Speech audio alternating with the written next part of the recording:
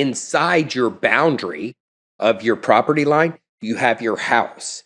And in your house, your stuff is in containment. Right here in our house, we have our stuff and it's contained. But we don't have our clothes outside. We don't have our nice stuff outside because we want it protected under, the covering of the house. So a boundary can be, I like to look at it really as twofold. It defines, okay, what is your property, but then inside your boundary there's this sense of containment, and you have this containment of, where you're going to go. And so it's kind of talking about what you're talking about of boundaries and rules and stuff like that.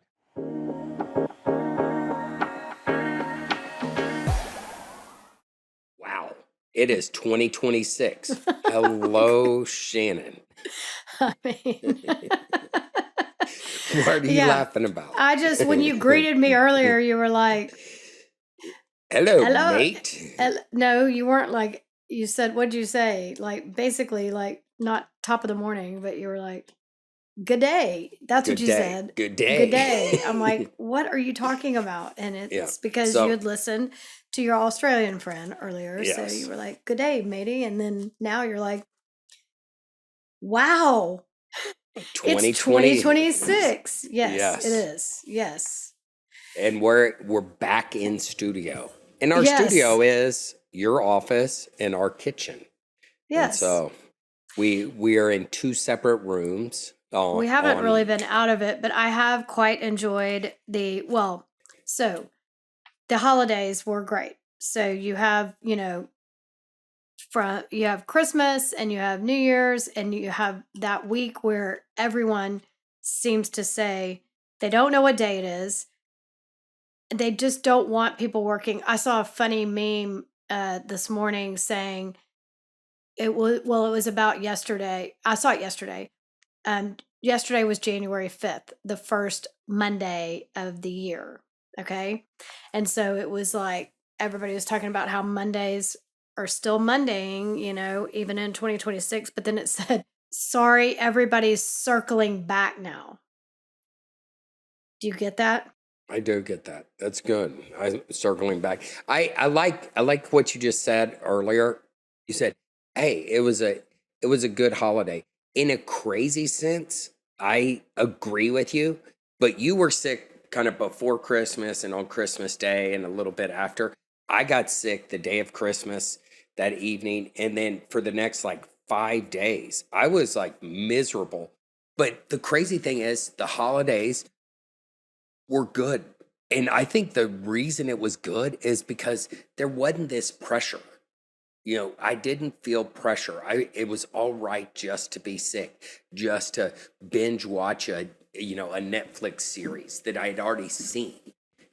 Yes. It was like I enjoyed it, even though I didn't feel good at all. And I went and got a Myers cocktail IV, and I mean, just a lot of things. I needed that downtime, and I don't have a problem taking it.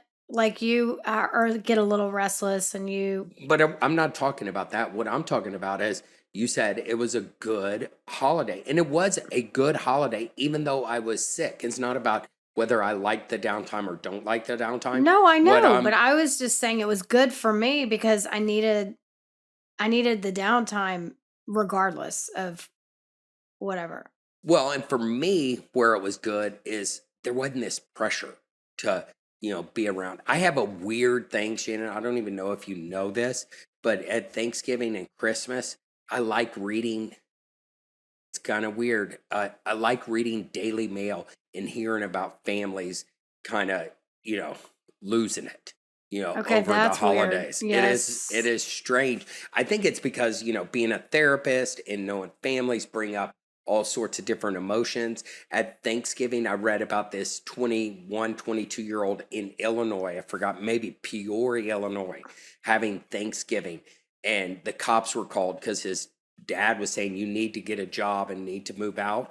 And there was conflict. And then the cops left. And then 3 hours later, he set his parents' house on fire. And it was like, oh my goodness, when you're around family, when you're around those things, sometimes it can be wonderful or sometimes it can be crazy. And being a Wow, therapist and a coach. that's like Housewives. They say that like the murder mysteries, like the crime, podcasts and all that kind of stuff, that you like crazy family stories around Yes. the holidays. And so I like it because it's like, man, everybody puts on this Norman Rockwell Christmas, but not everything is good. And what Rockwell. Rockwell, Yes. and so it's like, man, it was one of my favorite things in the holidays was the best Christmas pageant ever. We watched that as a family. And I that was like, it's a tearjerker. It's funny. It has a great meaning. And it was just like, man, the simple things. It was watching an old movie with our two boys and all of us being, on the two couches together. Yeah. That Yeah. was probably my favorite thing that we Yeah, did. no, me too. And I think they enjoyed it too. So it was good. It was like, Why don't you today set us up for what we're going to talk about and really unpack? Because okay. I like unpacking this. In my coaching, I've done a lot of work with women about, and men for that matter, human beings, around codependency and understanding boundaries as they pertain to yourself, family, spouses, kids, all the things. And then really explaining boundaries versus rules, which we're going to get into, and standards, like your standards versus your expectations. Okay. And so we're going to get into I that like those too. 4 things. So you're talking about, boundaries, rules, standards, and expectations. Yes. And so I see a lot of people in my practice, for therapy or in coaching or working with families, doing interventions and stuff like that, is like, to really talk about boundaries. It's a word that is all over the place. Right. And that's why at certain points in people's lives, that's why I like coaching for them over therapy, because in a 1 hour therapy session, you certainly can start to break down things and share things. But then if a therapist says you just need better boundaries, or But what does that mean? practice your What boundaries, or whatever, what does what that does that mean? mean? And that's why coaching is better, because you can kind of practice some real time. You're sent away saying, okay, we need to work on boundaries, but then defining boundaries for my clients is telling them that boundaries are stating your own behavior. Okay. So, and I'll give you an example, because you don't need one because you know what boundaries are, but I'm going to give you one for the audience. But a boundary would be if I said, I will not answer text messages after 9 p.m. That is a boundary. I will not answer text after 9 p.m. Okay. Now, people confuse, I think, boundaries with rules. Yes, Okay. I think so So too. But you want me to keep talking?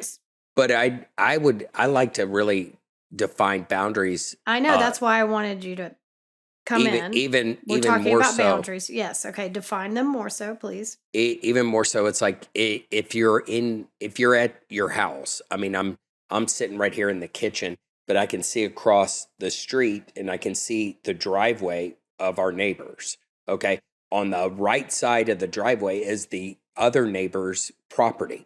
On the left side that I'm looking is all their property with their house and everything, and it goes all the way. And there's not another driveway in the house next door, because the other driveway is actually on the other side of the boundary. So it doesn't divide it good, but you kind of, Well, people it divides knows their property. It divides their their property. property, but there's not another driveway to go, oh, this is where the other house starts. But Right. they do have a fence and you see the yard and stuff like that. So boundaries is defining space, that is you right there. Kind of where I stop and where someone else begins. Is that what you're Exactly. saying?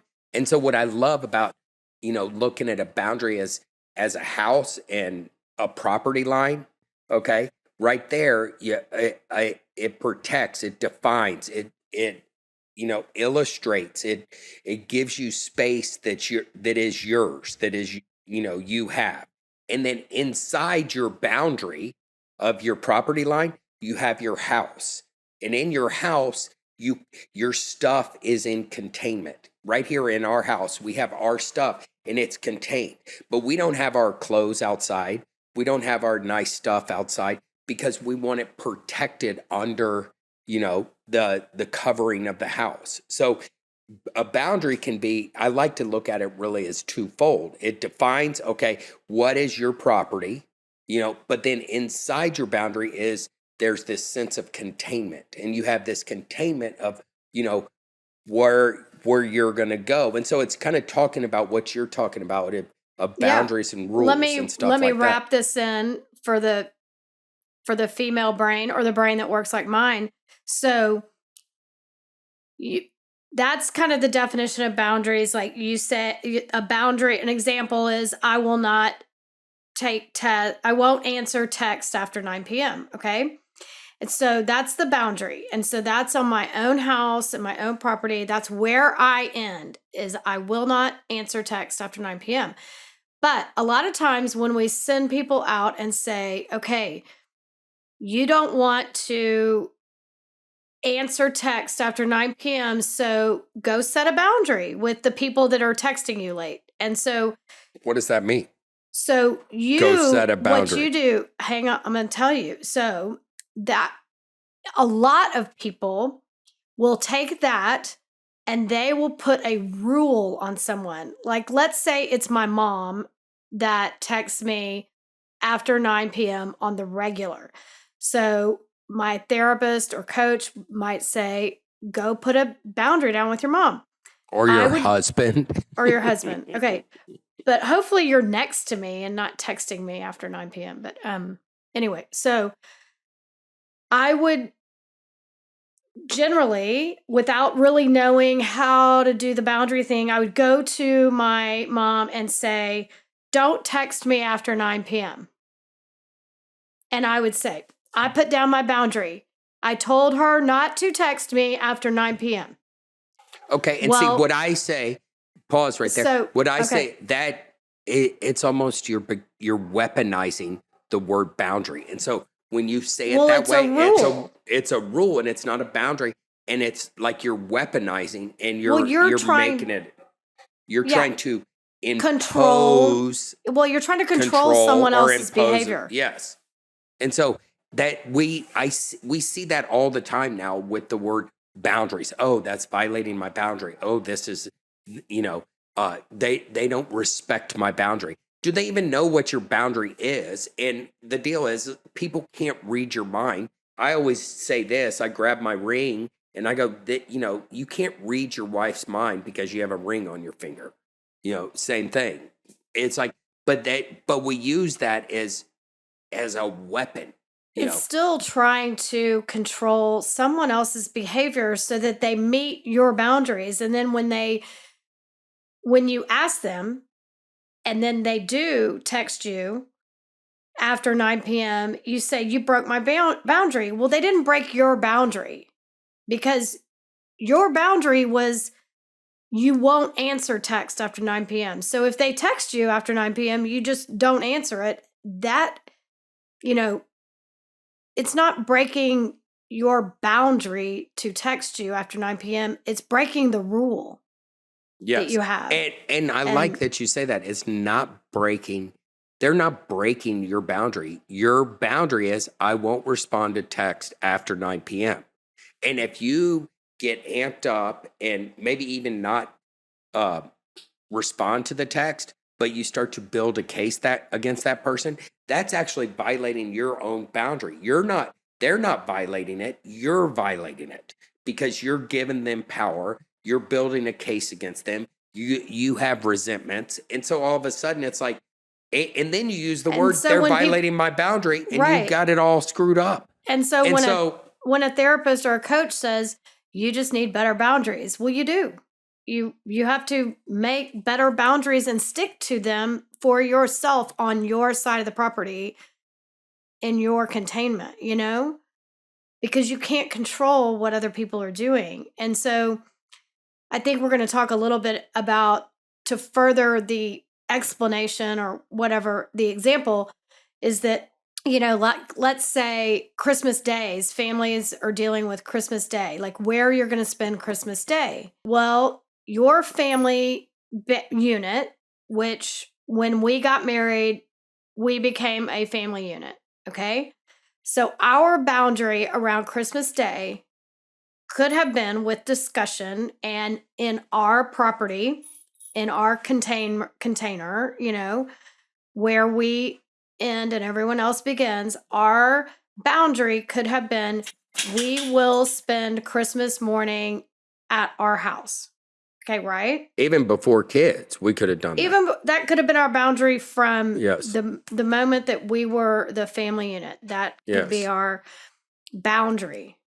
And then, rules and expectations and all of that come into play if someone else in our family says, well, we're just not going to celebrate Christmas then unless you're here.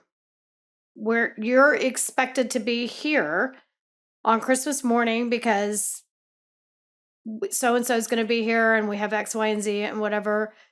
Well, that's not right. I did used to view those kind of things, not that that particular example ever happened to us, but I used to say, well, they're just breaking my boundary by forcing me to go somewhere on Christmas morning or whatever. Well, But I think what you're trying to say, Shannon, is there's a big difference between boundaries and expectations.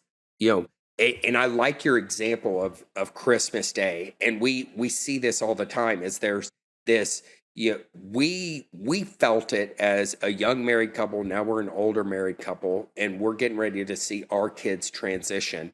It's like there was these expectations that we thought were boundaries that we needed to jump through different hoops for your family, for my family.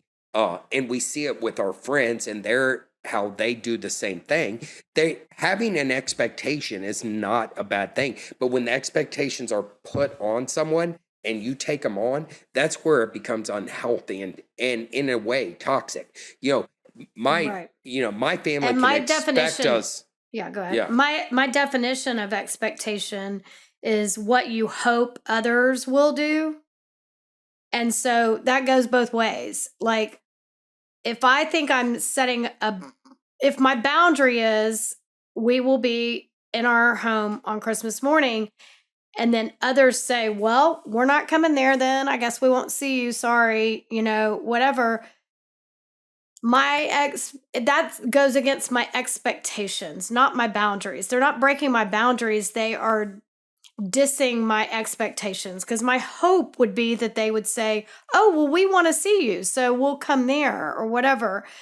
And that's their expectations too, like what you were saying, that it's their hope that we will, do something or whatever. But Yeah, that's a healthy way of expectations. I don't think, though, as humans, our expectations are really in that place of being healthy. Of, hey, I hope they understand this. I hope they get this. oh I yeah, hope no, well, that was just my that's definition of yes. expectation. And so not when you really think about not how I expectations, really people expect you, and I'll say me for us, or whatever, is like there's this expectations of unwritten rules, because you're talking about boundaries and rules, standards and expectations, and a lot of times rules and expectations can sometimes go hand in hand, and there's these uh, undefined expectations that are kind of rules. It's like hey, no, we do Christmas every lunch or whatever the situation is. And you can't, if you mess this up, then you're messing up Christmas. And other people throw their crap onto you. And all of a sudden and your parents, and the deal is, it's not to, uh, throw our parents under the bus, but there was expectations that we didn't speak up about. Hey, this is the expectation of what we do, and there's nothing wrong with having the expectation. Hey, we do Christmas Eve service, okay? We expect you to, take a shower and get dressed and participate in Christmas Eve service. What I'm just using that as an Yeah, I example. know. I think that is where boundaries and rules and standards and expectations, because standards are what you allow or don't allow in your life, your standards. So they can go along with boundaries, like you're saying, like is it a boundary or is it a standard? And then is it a rule or is it an expectation or, whatever. But I think that our generation on up really didn't understand boundaries or standards to set for we didn't know where we ended and where other people began. We muddled all the boundaries, the expectations, and in that confusion. I have a theory about that. Okay, yeah, go ahead. Okay, I truly have a theory, and my theory could be wrong, and it's probably going to piss a lot of baby boomers off. But my theory is baby boomers is, yeah, we hear that term, but really they were the me generation, and us as Gen Xers. I mean, you see a lot of reels about us. I mean, they at nighttime, and we tell our kids this. They had a PSA announcement every night at 10 o'clock. Do you know where your kids were? It was always about, kids need to be seen but not heard. There was all these expectations of you speak when spoken to. Well, and you respect your elders and you do what they say. I mean, yes. And I'll give you something to cry about. If you were crying as a little boy, it's like, there was there, and I'm not saying that's good, bad, right, or wrong, but the baby boomers were very consumed with self. And so everything went back to centering around them. And so then as Gen Xers, as we get married and start to have kids, it still was going back to center around them. It was like, how do we cater to, their needs? How do we cater to their traditions? How do we cater to, whatever that is like, I think a lot of it was you don't go against the norm. Some of that is all right, but some of it, it got muddled in us really forming our own traditions and us really having our own voice. It was yeah, because we did feel like, I think we felt like we had to accommodate kind of everyone's expectations of us. And so we just went with what you're saying. The definition of normal is what everyone, the majority does. The majority of people around you are doing. And so when we got married in our community here in, Texas, America, or whatever, like, where we were, where we grew up and where we got married, the norm was to really figure out your holiday schedule between you and your spouse. You did, most normal people did one Thanksgiving with one family member 1 year, and then the next year one Christmas, and then if there was a divorce in the mix, and then it was more complicated, and literally our generation spent holidays in the car, traveling, or in an airplane, or going back and forth and wrapping presents for different gifts and having different celebrations and different cooking food and what I was gonna say, Shannon, is we were this generation of jumping through hoops, always hoop jumping for everybody. Hey, Gigi and Joe, if y'all hear this, I'm not bashing y'all. It's just a great freaking example. Is like I love your parents. They are so traditional. And, we went to Terrell, Texas, every Thanksgiving that we were here. And I always wanted for years to deep fry a turkey. And that your mom and your parents, no, we don't do that. And it's a real simple thing. And They I'm came not around bashing completely. I know, but Yes, let me right. finish my Yeah. story. Okay. Yeah, go But it ahead. was like, no, we don't do that. We don't do that. It's that kind of stuff we're talking about. There is nothing wrong with them not wanting to do that, but they weren't even open to it until, we had Gaston House and we started going, hey, I'm feeding the guys, and this is part of our job and our ministry and giving staff the time off. And all of a sudden your parents ate my deep fried turkey and they loved it and they don't want to do anything else. But that's what happens when we have these rules and expectations. We get this tunnel vision. They're not boundaries and they're not standards. They're rules and expectations of, no, we can't go outside. We can't color outside the line. And that's just one of those little examples of, no, we're not going to have a deep fried turkey. And that's fine. They don't want a deep fried turkey, but it wasn't even open for discussion. There wasn't like like one of the, episodes a few times ago about holding space for the other.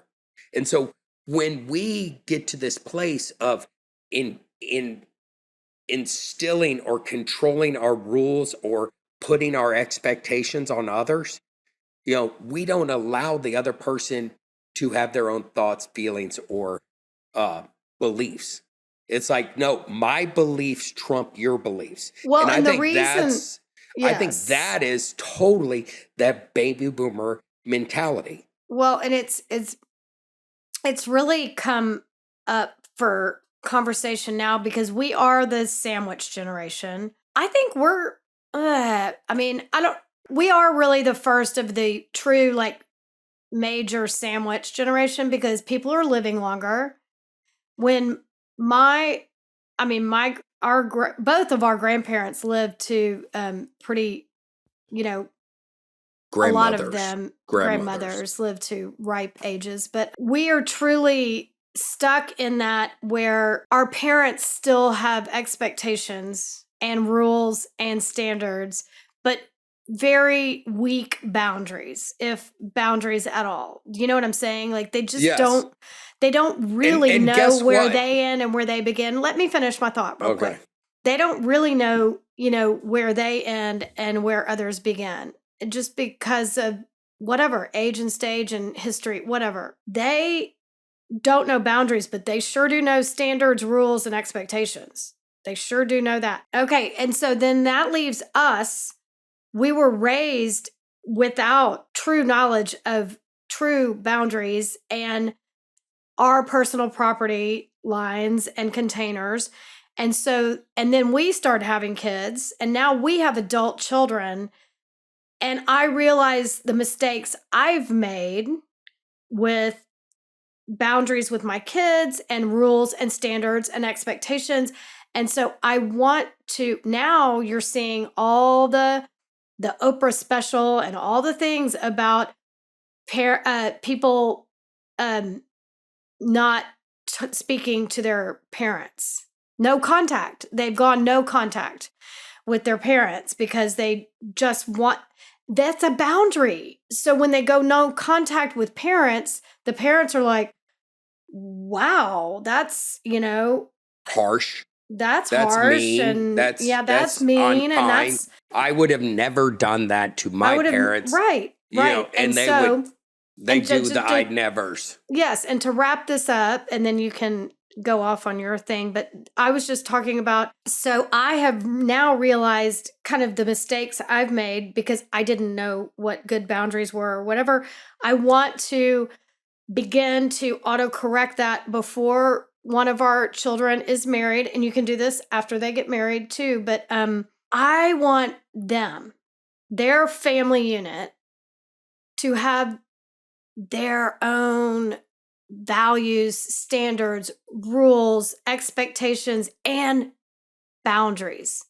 To be able to say to me, this is what my family unit is going to do, whatever it is, whether it's parenting once they have kids and we have grandkids, parenting or holidays or anything, because parents have so many opinions about parenting. I mean, I could go Well, on and that goes long that about goes that, along but with some of the things that we try not to do every day. We try not to should on ourselves or others every day.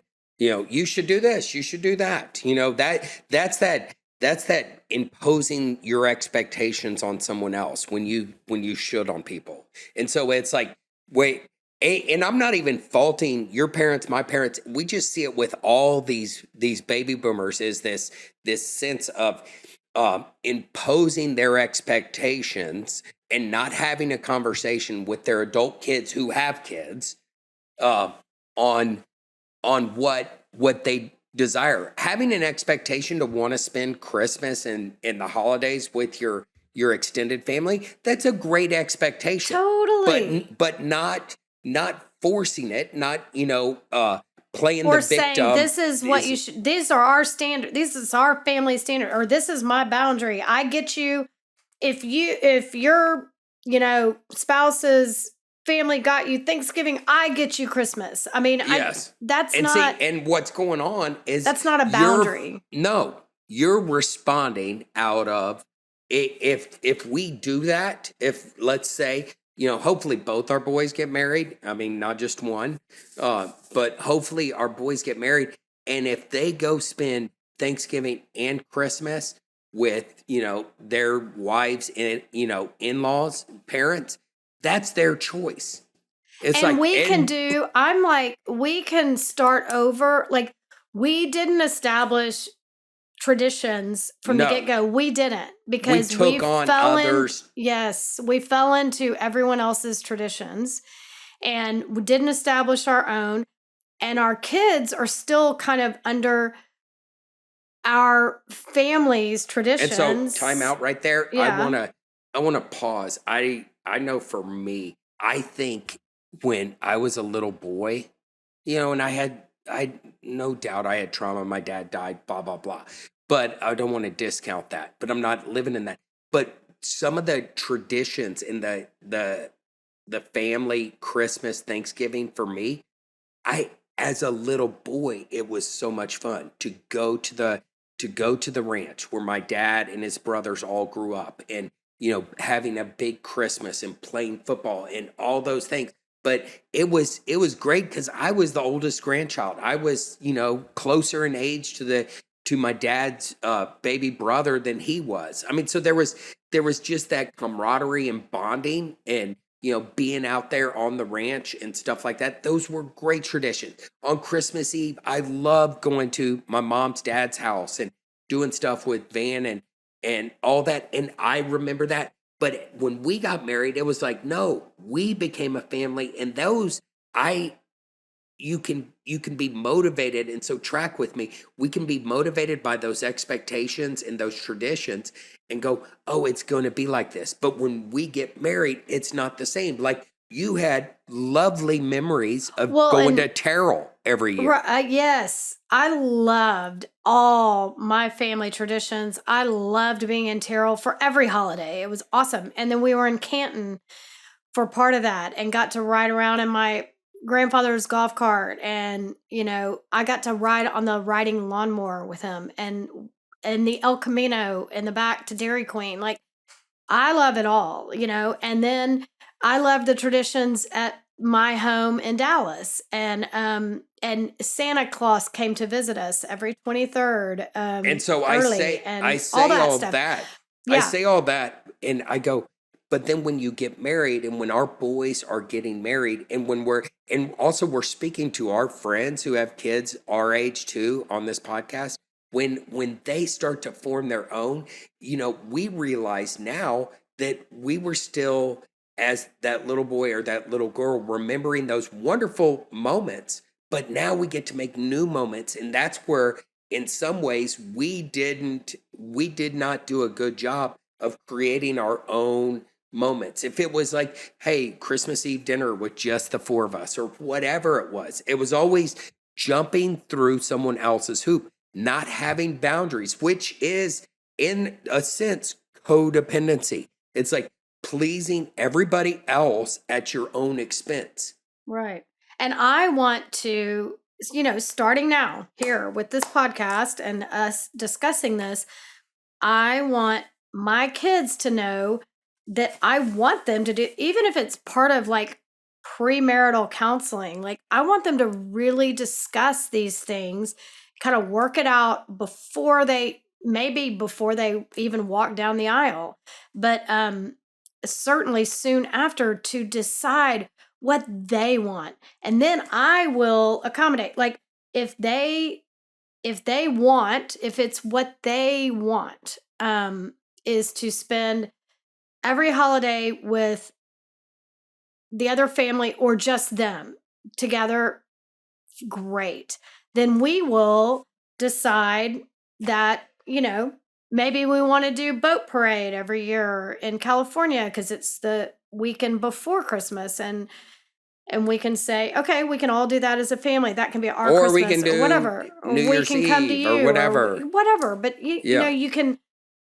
I want them to have the freedom to do what we didn't do because we just didn't have the tools to do that. And I certainly don't want them to go no contact with us because because I see how you can get to a point, us as this sandwich generation, we could get to a point to where we could be like, I want no contact with anyone. I mean, Yes.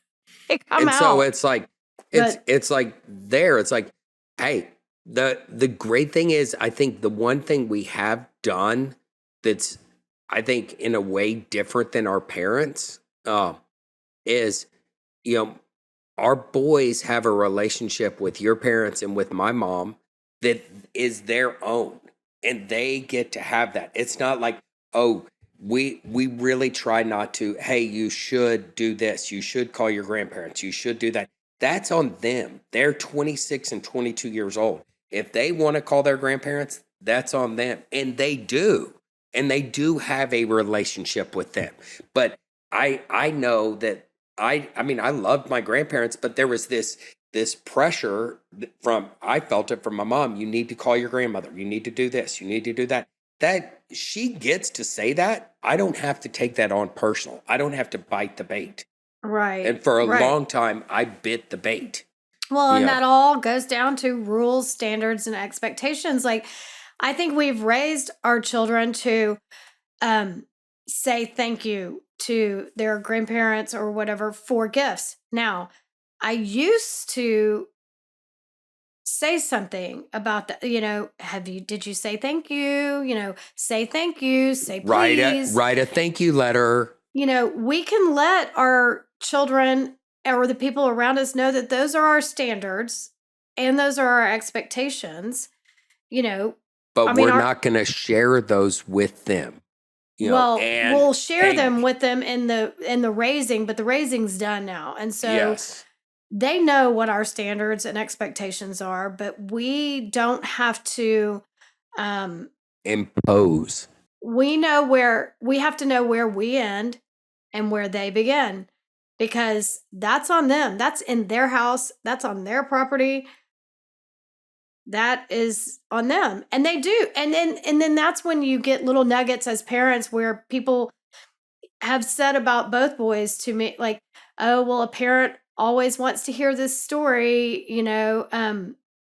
Your son was so nice to, my child, or whatever, whatever, you get a compliment and you're like, well, okay, well, that's good. They have their own standards, their own expectations, their own rules, and their own boundaries for life. And that's all we can do.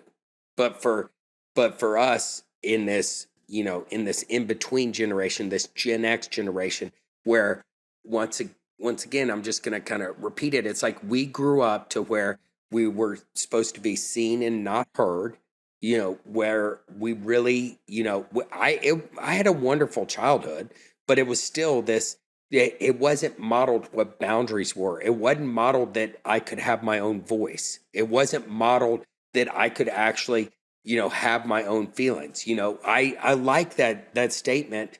I'll give you something to cry about. That was what was told to me as a little boy. You better not cry. It's like, don't have any feelings, don't have any emotions, stuff everything down. And so there was a lot of that was imparted. You know, I know Well, for and we're you, admitting that we've passed it on too to the yes. Gen Z that are now gonna, wake up and be like, ah, what? So it's an encouragement to maybe a takeaway. One takeaway could be that you really, in this new year, you really think about some boundaries that you have for yourself that you want to live by, like I won't answer text after 9 p.m., but really maybe I want to put like pen to paper to write out some boundaries that I want to have that are really boundaries and Well, not yes, I like that. That's a great reliant on somebody takeaway. else's. I like that as a takeaway. What I'm thinking, even a takeaway that's a great one. But another takeaway is, man, am I trying to put my expectations on my adult children? You know, am I taking away their voice and their ability to not agree with me? You know, am I repeating what the Bible talks about, the sins of the father be visited unto for the next 7 generations? I believe it's And that it, am I really willing to let it go with my children? Am I really willing to let them have their own, boundaries and expectations or yes. am I And so it's really like, willing to am I trying to throw my expectations? This is what we do. You know, Christmas Eve, and Christmas, rules. it rules, and just whatever it is, this is how we respond. And they don't, and it's like all of a sudden they don't get a voice. You know, and so that's tough. Yeah. That's that tough place of is that what I'm So these so are takeaways. And then, you know, what am I willing to look at for possible adjustment without fear? I think that a lot of this stuff we put on our kids boils down to fear of losing them, of somehow not being in control or in grasp of that relationship. Or Yeah, does that I make think sense? yes, that makes sense. But I would take it a little different. I agree with you. It's fear. But I think it's almost this fear of not being relevant. You know, of them not valuing me or seeing me. You know, or Maybe for a appreciating me, man. Maybe for a or man. or appreciating me. Yeah. You know, it might be Maybe more for a for man. it might I be think more for a man. yeah, I I'll give think you for a that. woman it's like, I thought this year, I knew we were going to be out of town right before Christmas, and I knew that when we got home from Thanksgiving it was December 1st. You know what I mean? Like there was going to be this quick, and so in my head I'm thinking, how much should I decorate, or how much should I really even put into this? And I don't even need to be, and my motivation was, how long are the kids going to be here, and is anybody really going to enjoy this? Because, are they, but that shouldn't even, my expectation and hope was that everybody be home and we would be sitting around the Christmas tree and blah blah. But that's just an expectation. I have to do it for us, and whatever I'm going to do, and I did. I did it for us, and then Yes. And so it's like you if you you build it, you they will come. Maybe they yes. won't. But you got away from the expectation of your kids really appreciating it. You know, the expectation turned more to, no, I am going to appreciate this. I'm going to like it. If they do, great. That's a bonus. If they don't, it's no loss because I'm doing it for me. That becomes that boundary. This is what I need because I like to do this, and you do like to do that. And so it's like that expectation, you didn't throw it on our boys or anybody else, and you lived with it. And so it's going with that takeaway. It's like, okay, I don't want my expectations to be thrown on the other. I can have expectations without in trying to manage or control the outcome. Well, I think there's a difference between standards and expectations. Well, yeah, Standards there is like, definitely is, but you yeah. know, when you think about standards, this is the standard for myself, for my family. We're gonna, do things, this way. Expectations are, you know, it is what I like with your definition, what you hope others will do, but what you allow or don't allow. My I have a standard, which is really different right now, and this is opening a huge can of shit.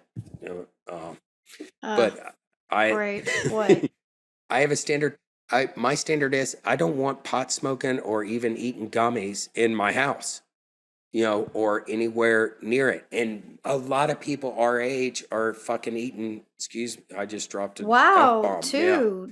Yeah, yeah. two in It's one. just they just eat them or smoke it and stuff like that. It's just like, no, if you want to come hang at my house, there's not going to be Yeah, you don't that. allow that. You just don't allow it. And so and it's not an expectation. An expectation is that people don't do it in front of you or in your house or whatever. That's an expectation. You hope that But people won't do but it. the standard But you're is not if you're not gonna allow somebody to do it in your house either. Like, so if somebody, if you, that's your expectation, but it's your standard too. Like, you're gonna, yeah. Well, you it's know a and, boundary too, but and yeah, and so it's like right there, really understanding that. yeah. Um, so that's Well, it's that's the good difference stuff. between boundaries and standards. Like, you That's the can't. standard, and the standard is for me. It's like, like we know a bunch of people our age. We're not even talking about Gen Z or millennials. It's like, Gen Xers and even older that smoke pot and eat gummies. They get to do that. You know, just don't bring it to my house. That's the standard. I'm not imparting my expectation. I can't expect Right. people to You can't live up to control my others. Yeah. standard, but in my home I can. Yes. Right.